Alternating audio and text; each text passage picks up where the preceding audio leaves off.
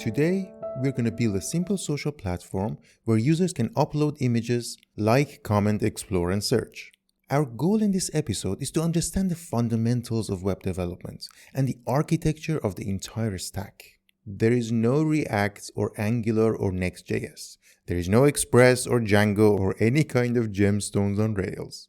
We only have the browser and Node.js, and only assume a basic understanding of JavaScript, HTML, and CSS. It doesn't even have to be Node.js, by the way. Everything you're going to see here also applies to your favorite programming language or runtime.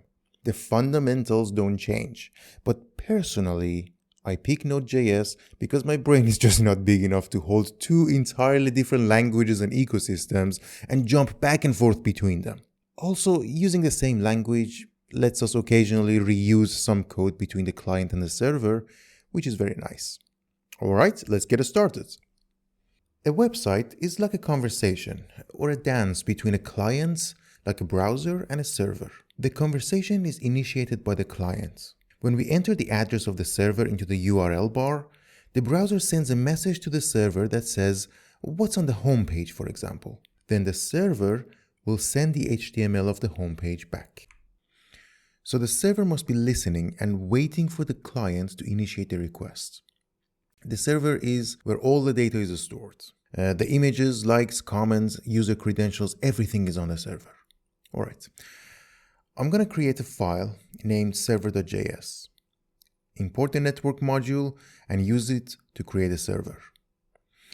And I have to tell it what to do when a client initiates a conversation. That's what the first argument is for. Handle new connection is a function that I'm going to define here, which the server we just created will call when a client arrives. And the argument that is passed to it is called a socket, and it represents the connection with that particular client. So for example, if two different clients connect to the server requesting to see the homepage, this function will be called twice, each with a different socket. We'll use this socket, that is the connection with the client, to both read the client's request and respond to it. But before that, after creating the server, we have to tell it to start listening for clients, and that's where we need a port number. Okay, so what is a port? I'm sure you know what an IP address is. Every computer on a network has an IP address. For example, you tell your operating system that you want to send some data to a certain IP address, and your computer will send one or more small packets of data to your internet service provider, and from there, those packets hop from one router to another until it reaches the computer on the internet that has that exact IP address. It's kind of like putting the address on an envelope and handing it to your local post office. But once your packets reach the target computer, which program on that computer should handle them? So continuing with our analogy, once the postman reaches the target address, who at that address should receive the mail? That's what the port number is for. It's like the name on the envelope. Here we want our server to listen on port 8080. There may be several programs on the computer listening for clients. Each one will listen to a different port. And then the client needs to know which port to send the data to based on which program on that computer they want to talk to. Here we want our server to listen on port 8080. You can pick anything above 1023 because anything below that requires root permission, so we don't use those during development. Okay, back to the socket. Remember, handle new connection is called when a connection is established with a new client. But we might still have to wait a little longer for the data to arrive. And that's exactly what we do here. We tell Node.js, when data arrives, call the function received data. And notice that I'm putting the function receive data inside handle new connection. It's a nested function. And I'm doing this because I want the receive data function to have access to the local variables of its outer function. Here, that would be the socket, which we're going to use in a minute. So after the connection is established and data starts coming in, Node.js still doesn't know what kind of data we expect to receive. It could be an image, it could be text, it could be a video, it could be just arbitrary random numbers. So it gives us a buffer which can hold binary data, arbitrary data. And we have to explicitly tell it to interpret the data as text or a string. because that's what we expect to receive given that the connection is coming from a web browser. We're going to run the server in a minute, but before that, there's one more file we need, and that's the package.json. This file, wherever it is found, marks the root of the project for Node.js. And it also includes some data about the whole project and how Node.js should run the code. And of course, some extra information like name and description, which would be useful if you publish it to NPM, for example. And the last line tells Node.js that we want to use the new standard module format. Without this, we'd have to use the older require statement. So if you ever see the require statement in some tutorials, this is the old way of doing it. The new standard is the new module format, and you tell Node.js that that's what you want to use by putting this in package.json. Now to run this server, open up a terminal, go to full stack starter and write node watch server.js. It should tell you that the server is listening on port 8080. Now, if you open a browser and go to localhost 8080, you're not going to see anything in the browser yet, but in the server's terminal, you're going to see the data that was sent from the browser to the server.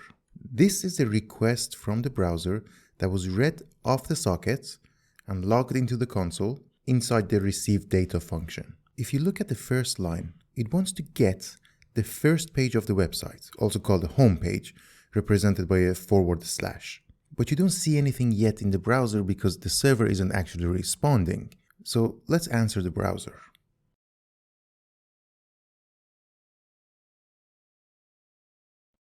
Like I said before, socket represents the connection with a particular client. And anything we write to the socket is sent straight back to the client. So we're going to write a message onto the socket, and then we have to end the connection. Otherwise, the browser would keep waiting without showing anything while expecting more data. By the way, notice the way we are using this nested function. We are accessing the variable socket from its outer function. This is the same instance of the socket that was used here for that particular client. For example, if two different clients connect, the function handle new connection will be called twice, each with a different instance of sockets which can be accessed inside their own instance of the function receive data. This concept is called closure, and I'd love to talk more about it, and I tried in the first draft of this episode, but half an hour into writing it I realized this is a rabbit hole for another day. Alright, if we save the file, Node.js will automatically restart itself and we can refresh our browser page. Now, if you're using Firefox, you can see the words hello there on the page, in which case, congratulations, you have a web server. But why doesn't Chrome show anything? Let's take another look at this request. First of all, notice that the whole request is just plain text.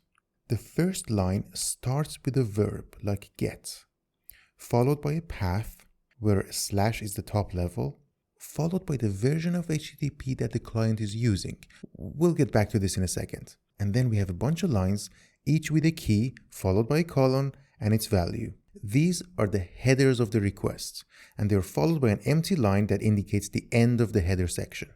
This whole arrangement of the requests, this format, this protocol for communication is called the Hypertext Transfer Protocol, or HTTP for short. Back in 1991, the first version of HTTP, which was 0.9, had no headers, only a single request line. Get followed by a path. That's it. And the response was simple text or HTML. It was that simple. Later versions of HTTP added headers for both the request and the response. You can already see in the request we received that Firefox and Chrome both use HTTP version 1.1 and send a whole bunch of headers in the request. And of course, they expect headers in the response as HTTP 1.1 demands. It's just that if you don't send any headers back in the response, Firefox will tolerate that and assume you're using the old version of HTTP, that you're an old client from over 20 years ago. But Chrome doesn't tolerate that. That's why it doesn't show anything. Okay, so let's make our web server speak HTTP 1.1 by sending some headers.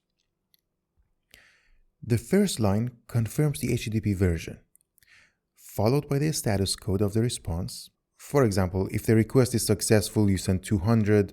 If the page is not found, you send 404. If there was an error, you send 500. You can see the list here. And then we have the status text, where you can put a short arbitrary message describing the response status. Then we have the content type, which tells the client how to interpret the body of the response. Is it plain text or HTML, or perhaps just a JPEG image? The value of content type should be one of the standard MIME types. You can see the list at this address. Then we have the content length, which specifies how many bytes there are in the body of the response. And finally, we put an empty line to indicate that the headers are done and the body starts from there and continues till the end. Notice how I'm putting each line into an array and then joining them with carriage return followed by line feed. That's just what HTTP expects as line separator for the header. Okay, let's save and refresh the page. Now it works in every browser that speaks HTTP 1.1, which is practically all of them. We're going to change this a little bit to send back HTML instead of plain text. I'm going to put the body outside of the response because HTTP doesn't care what new line character is used in the body of the response. It only cares what's used in the header.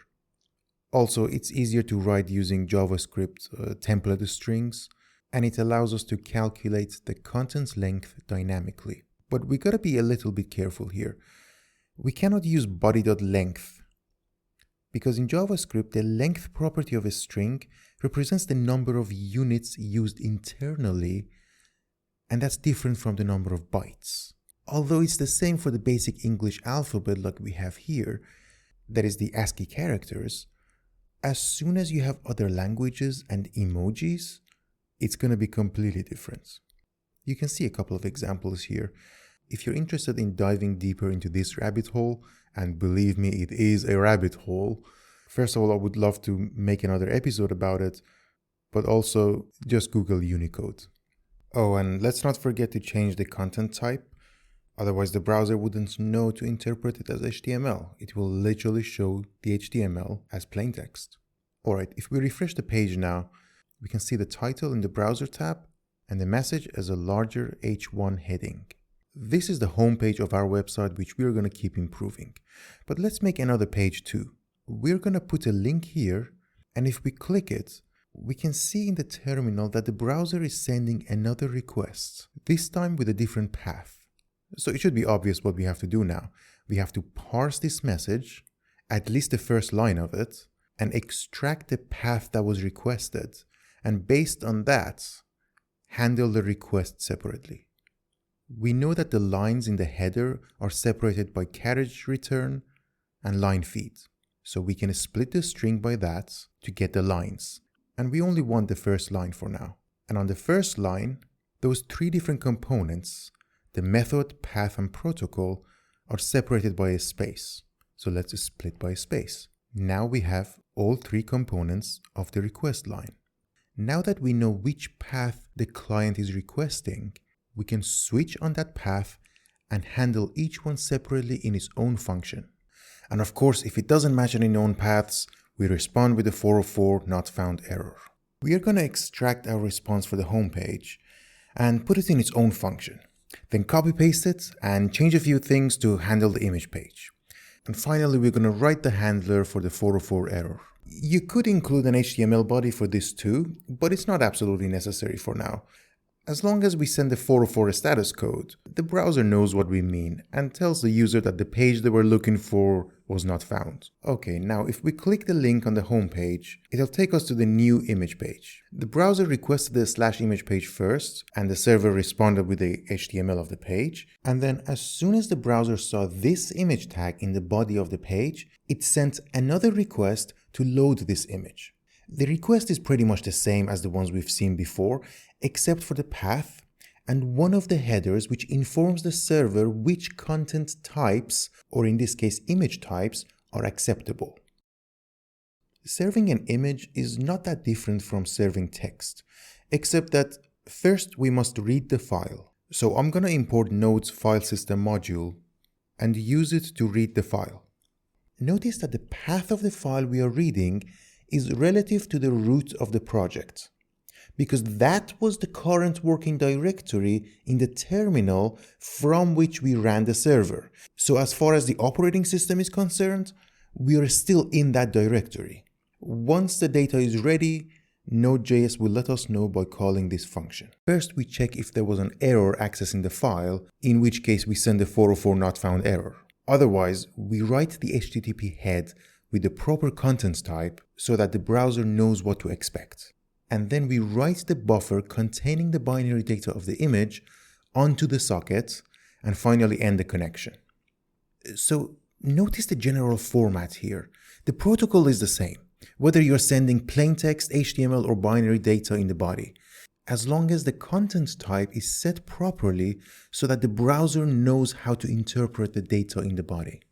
Okay, obviously we shouldn't be hard-coding the path of every image we want to send, but before we go and make things more dynamic, I want to take a minute to talk a little more about HTTP and do some cleanups.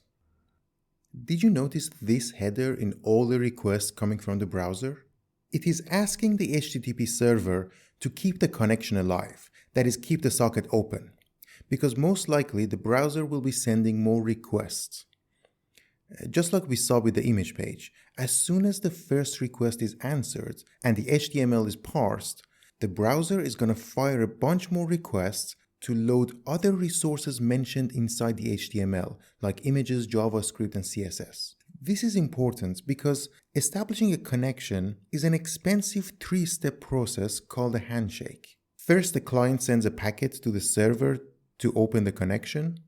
Then the server sends a packet back to confirm opening the connection.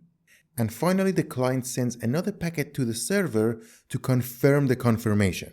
In the beginning, we had to close the connection for the browser to be able to know when the server is done sending data. And in the old versions of HTTP, that really was necessary. But now, because we send the content's length in the header, the browser knows exactly how many bytes of data it expects to receive. So we don't have to end the connection anymore, and we can avoid the whole three-step handshake for subsequent requests. Also, I started with the net module because I wanted to show you the raw HTTP conversation between the browser and the server. But now that you've seen it, let's use Node's own HTTP module, which itself uses the net module under the hood, just like we did, but does a lot of useful stuff for us, including keeping the connection alive when necessary. The first difference is that we no longer have to wait for the header data. It waits on its own and calls our request handler only after the head is already read and parsed and put into a proper data structure for us. Even though internally it uses the exact same single socket per client as we did, it actually passes two arguments to our request handler. One represents the request and the other represents the response. You read from the request and write to the response. One is read-only and the other is write-only. By the time the request handler is called, it has already extracted the URL from the request line and put it in request.url. Remember, that was the first line of the HTTP request. It also simplifies the writing of HTTP head by first taking the status code and then an object of keys and values for the headers. Internally, it loops over the keys and values of the header object and writes the exact same string as we made before and writes it onto the socket. It also does something very cool. If instead of writing the body one chunk at a time, you give it the entire body of the response at once, it'll automatically calculate the content length and add it to the headers before it starts writing the body. Because, once it starts writing the body and sends the packets out to the client, it can't go back and change the headers. So in order to automatically calculate the content length, it needs to know the entire body before it's done with the headers. Alright, since this is a social media platform for images, we want to show the most liked images on the homepage, where each one should be a link that will open the image page, showing the full image, its comments, and some relevant images underneath it. In other words, we want the website to be a little more dynamic. Instead of hard-coding the HTML, we need to build the HTML dynamically based on the information in the database at that moment. We're going to use a proper database later, of course, but for now, let's throw all the information we have about the 40 images in our public directory into a single JSON that we read during the server startup and parse it as JSON. Notice that I'm using fs_readFile_sync instead of fs.readFile as we did before. This is the synchronous version of the readFile function. Okay, what does that mean? I will certainly make another episode about the event loop and async programming and all that. You see, this is one of the things I love about programming. It's like walking inside a fractal. You can't go for more than 5 minutes before you find something that if you zoom in, it opens up a whole new dimension where you can spend days, if not years there. But in short, today's CPUs work in nanosecond timescale. The main memory, the RAM, works in 100 nanosecond timescale. But anything beyond that, like reading from the hard drive and network communication, are all in microsecond and millisecond timescale.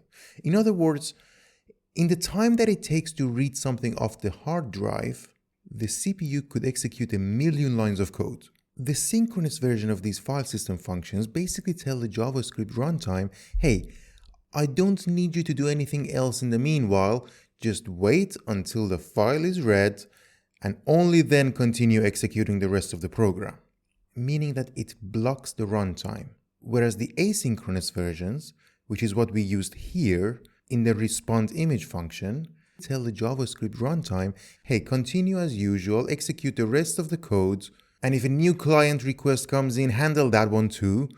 But as soon as the file I requested is read off the hard drive, call this function for me. It's up to you which one you want to use based on the context. Here I'm using the synchronous version because it's easier and I don't care if it blocks the runtime for a millisecond when the server is starting up. Alright, now that we have our very simple JSON database, let's use it in the homepage to list the images. We want the images sorted by the number of likes. But first, notice that I'm using array.from to make a shallow copy of the images array in the database. That's because the sort method modifies the array on which it's called. And I don't want to modify the database every time I read from it. So I make a shallow copy. This is of course not efficient to make a copy every single time, but we'll use a proper database later. Then I take the top 12 and map them onto the corresponding HTML string. That'll give us another array where each item is a string that contains the HTML tag for that image. Now I join them together with a new line character in between them to make a single string. And finally, insert that into the body of our homepage. The final result is something like this. If we open the homepage now, we'll see in the server's console that the browser is requesting 12 images with URLs like /imagefile/filename. So we have to get the server to serve those files to the client.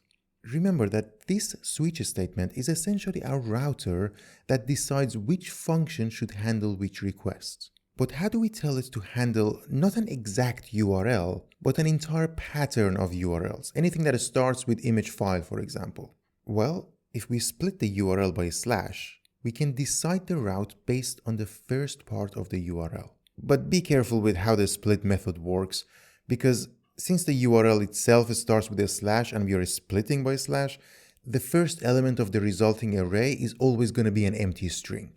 It's actually the second element of the array that we really want to switch on. We have a couple of examples here you can take a look at. And finally, to serve the right image file, we send the file name to the handler and it'll serve that JPEG file. Okay, now we have our images on the homepage. We're going to style it in a minute, but first let's turn every image on the homepage into a link that opens that particular image in its own page. The URL is going to be /image followed by the image ID, which we pass to the image page handler from our router. Remember, that is the switch statement. Also keep in mind that the image ID in our database is a number, but here it's a string because it came as part of the URL. So we convert it to a number and then look it up in the database and create our HTML based on the image data. As you can see, clicking on an image now takes us to its own page where we see the page title in the browser tab and we have the heading, the image, and its description. There is so much to improve, of course, but let's start with the style and make it a little more pleasant to look at. To change this style, we need to tell the browser to load the style sheet, that is the CSS file. And we do that by putting the URL of the style sheet in the HTML head of both pages. As usual, the moment the browser sees that tag, it sends another GET request to load styles.css, which we're going to add to our router and serve it in exactly the same way that we serve image files, except for its content type, which must be text/CSS. In fact, these two functions are so similar that we can merge them into one function for serving files. We parameterize it only on the path and content type, while the rest of the logic remains the same. Now let's make the CSS file itself and add a couple of things to it. For example, let's give the body some padding, put a max width on it so it doesn't grow too wide, center the body on the horizontal axis, and reduce the contrast slightly. By default, the font of the H1 heading is bold. We're going to make that normal instead because I think it looks nicer. Now I'm going to put the images on the home page into their own container with its own class in order to be able to easily refer to it from CSS. In fact, I'm going to add a class to everything I want to style, like the image link, the image page, the image itself, and its description. Let's turn the image grid into an actual CSS grid with 3 columns, with a small gap in between each cell and each item centered in its cell. The image link, which is nested inside the image grid, is widened to fill the whole width of the cell, while its height is automatically stretched to the height of the cell. The image that is inside the link is stretched on both sides to fill its container, while Object Fit Cover makes sure that it maintains its aspect ratio even if some parts have to get cropped. And of course, let's remove the rough edges with a little border radius. It would also be nice if there is some kind of indication for users that the images are actually links and can be interacted with. So we add a little transformation to the link to push it a few pixels up when the mouse hovers over it, and add a transition on the link to make sure that the transformation is nicely animated. Yeah, that looks so much better. And now for the image page. We want the image to be no wider than the body, no taller than 80% of the height of the page view, and no rough edges. The description is going to have a font size of 20 pixels, which is a little bigger than the default 16 pixels. Alright, looks much better, but notice that the tall images, the ones that don't completely fill the width of the body, have been shifted to the left, making the page look a little heavier on the left side and ruining the visual balance. We could center the image on the page, of course, but then it won't be aligned with the heading and the description. But if we put the image in its own container, then we can give that container background, and that will keep the container in alignment with the heading and the description. And the image itself will be centered to balance the page. One more thing I want to add is a link in the heading that lets the user go back to the home page. Because right now the only way to do that is to press the back button on the browser. But I do want to remove the underline from the link because that doesn't look very good in the heading. Okay, much better. You know, it's actually starting to look usable now. Before we get into client-side JavaScript, let's talk about all the security holes that we accidentally opened up. We are using JavaScript's template strings to create our HTMLs, which is not only a little inconvenient but also dangerous. Consider how we insert the image description into the HTML. The description is something that users enter into a form when uploading their images. For example, what happens when a bot or some diabolical teenager enters this into the form as a description? Well, on the server side, we insert that literally into the HTML and send it to other users who open the same page. And when their browsers see this script tag, without even looking at what comes next or trying to show anything on the page, they will execute the script, which will redirect the user to a fake website where they may be prompted to enter their username, password, or credit card number. This is called a cross-site scripting attack, and it's one of the major security vulnerabilities. So whenever we inject something into the HTML, if it comes from an untrusted source, We must sanitize it, neutralize it, make sure it will not be interpreted as HTML but only as plain text. HTML gives us alternative ways to show characters like the angle brackets or the less than sign that would be interpreted as plain text. For example, instead of the less than sign, we can write ampersand LT followed by semicolon, and that will show the less than sign literally. To avoid cross-site scripting attacks, there are actually 5 characters that we must escape, and this object maps each one into its sanitized version. We are going to write a function called sanitize.html, which will run a regular expression on an HTML string to find these key characters. And for each match, it will execute the callback function to get the proper replacement for it. So for example, calling sanitize.html on the string for image tag will give us this string. Every place where we used untrusted data inside a string template must be wrapped with sanitize.html. But this strategy, as you might imagine, has a huge flaw. What happens when we forget to do this? Especially as the website grows, how do we make sure we never forget to sanitize untrusted data? Leaving even one could expose every user to cross-site scripting attacks. One way to approach this problem is to flip the default behavior. You see, template strings default behavior is unsafe. It injects anything, anywhere with no protection. And we have to explicitly tell it every single time to do the right thing. If we can flip this behavior and make it safe by default unless told otherwise, it'll be much easier to do the right thing and much harder to do the wrong thing. But since we can't change JavaScript's semantics, let's build our own template engine with the default behavior that we want. The goal is to be able to write something like this, where we, for example, indicate where the description text should go and then pass the description separately to the render function, which will automatically sanitize it for us. And notice we no longer use the $ curly braces syntax. Instead, we use double curly braces. That doesn't have any special meaning in JavaScript. It's just a normal string. It's the render function itself that will treat it as a special. This function takes a string as the template and the properties object. Then it looks for a name inside double curly braces, and when found, it replaces that piece of the string with its corresponding value from the properties object. Now let's rewrite all the HTML templates using our own template engine.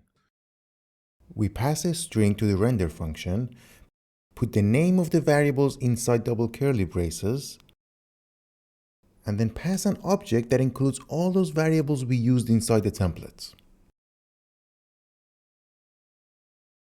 Just for test, let's put some malicious code in the description of an image and open its page. The script is not executed, as you can see, but instead shown as plain text on the page. For the home page, we need a way to tell the render function that this particular property should not be sanitized, because it is HTML and must be interpreted as such. When we do need this behavior, I'd like to make it absolutely obvious that this property is unsanitized to minimize mistakes. So let's make it a rule that any property whose name ends with _HTML, all capital, will be treated as unsanitized HTML. Also, the sanitizer function only expects a string, but we might want to pass it a property that is a number, like the image ID. So let's automatically convert the property to a string. And that's all there is to the template engine. If you want to get a little bit fancier, we can store our templates in separate files instead of strings inside JavaScript files. And then we pass the name of the file to the render function and have it read the template from the file and do the rest as before. It would be nice to have some reusable templates too. For example, you saw how we created the HTML of each image and stitched them together to insert into the homepage? Let's do a little more of that. Most of the HTML head is repeated on every page. We also want to reuse the image grid, not only on the homepage, but also on the image page to show related images. Let's move these templates to a new file, just to organize things a little bit. Most of the logic, like sorting images and finding the right image, stay in the request handlers. The render functions in template.js take this data and simply render it to HTML. You give them the data and you get HTML back. We can define multiple render functions, each responsible for as small a portion of the page as needed. For example, let's write a function to render the image link that takes an image and returns the HTML for the link with the image inside. That's basically the callback function we used for mapping the images, but taking it out into its own function really cleans up the code.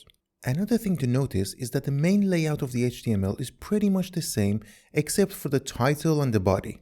So the page layout can have its own render function parameterized on these differences. As you can see, in these render functions, we first render the children or the nested elements and then pass them to the main template of that function or that component or that element, whatever you want to call it. If you've worked with React, this should start to look a little familiar.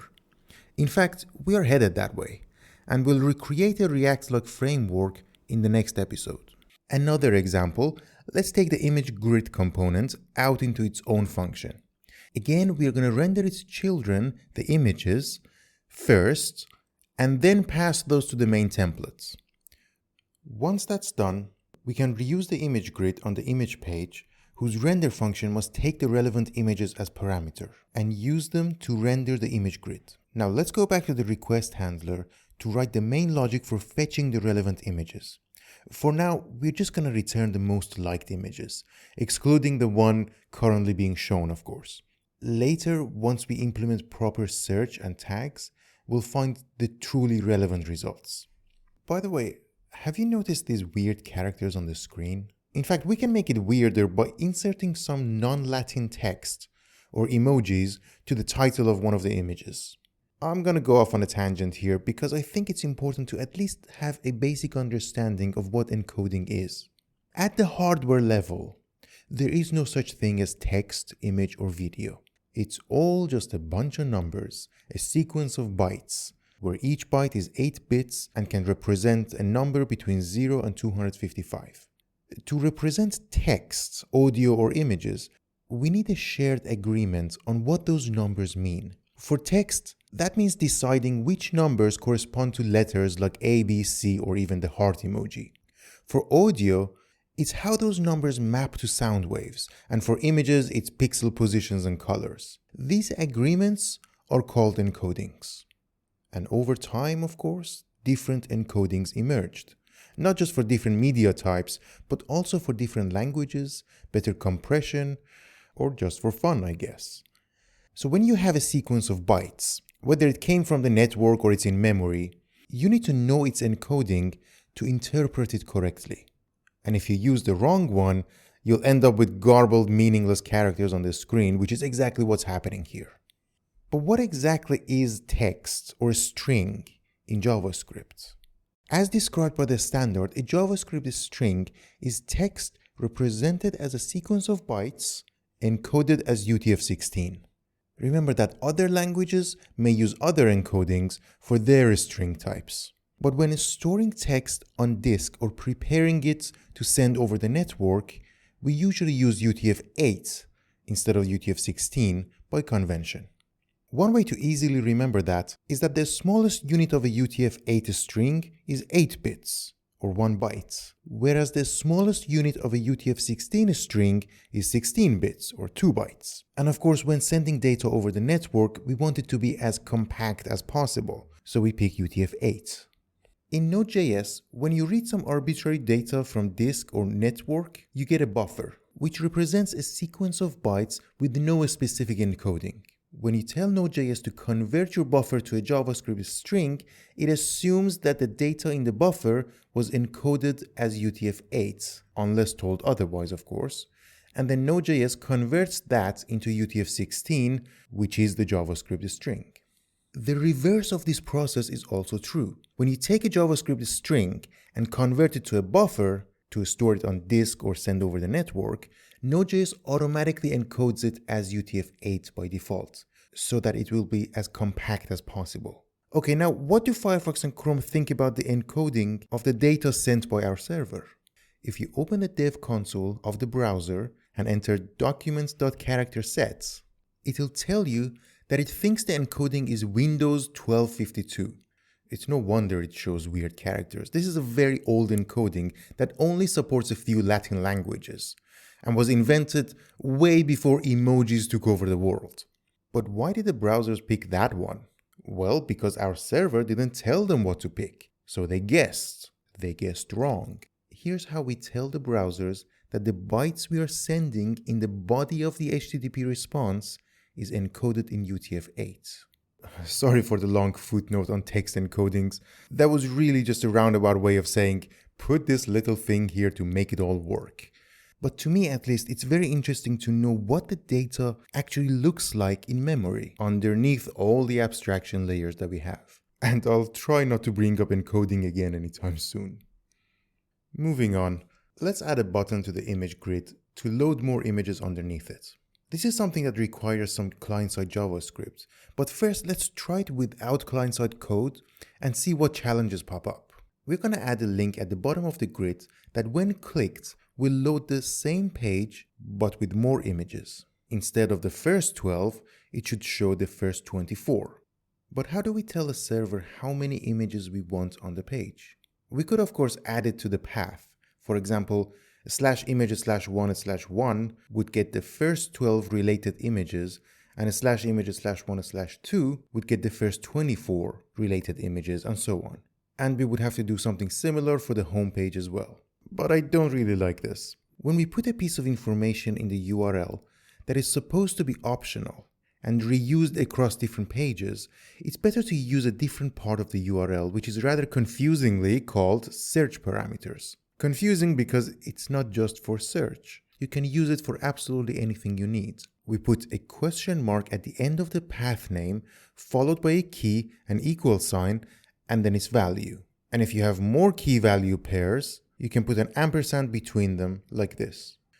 But since the URL is no longer going to be a simple path and there's going to be search parameters at the end, we can no longer simply split it by / here for the switch statements. We need to parse it properly. Separate the path and the search parameters, and for each parameter separate its key and value. JavaScript already comes with a standard URL class that can parse it properly for us. Just one complication here. The constructor of the URL class expects a full URL with the protocol and the hostname, but the URL that we receive in the HTTP request doesn't have those. It starts with the path name followed by the search parameters. So the second parameter of the constructor will give it a base to use if the first parameter is missing the protocol and the hostname. And we don't really care what those values are. We read the value of the search parameter called pages as a string, defaulting to 1 when it's missing, then convert it to a number and return that many multiples of the images. We must also send this parameter to the render function and pass it to the grid to make sure that the link for loading more images always points to the next page of images. Okay, let's try it. Well, it works. It does show more images, but as you can see, every time we click the link to load more images, the browser jumps to the top of the page, which is quite annoying to say the least. Why does the browser do that? Well, as far as the browser is concerned, a URL with different search parameters is a completely different page. It doesn't know that the whole page up until the last row of the image grid is going to be exactly the same. So it does what it always does after loading a new page. It jumps to the top, and what's more, it completely throws away the state of the last page.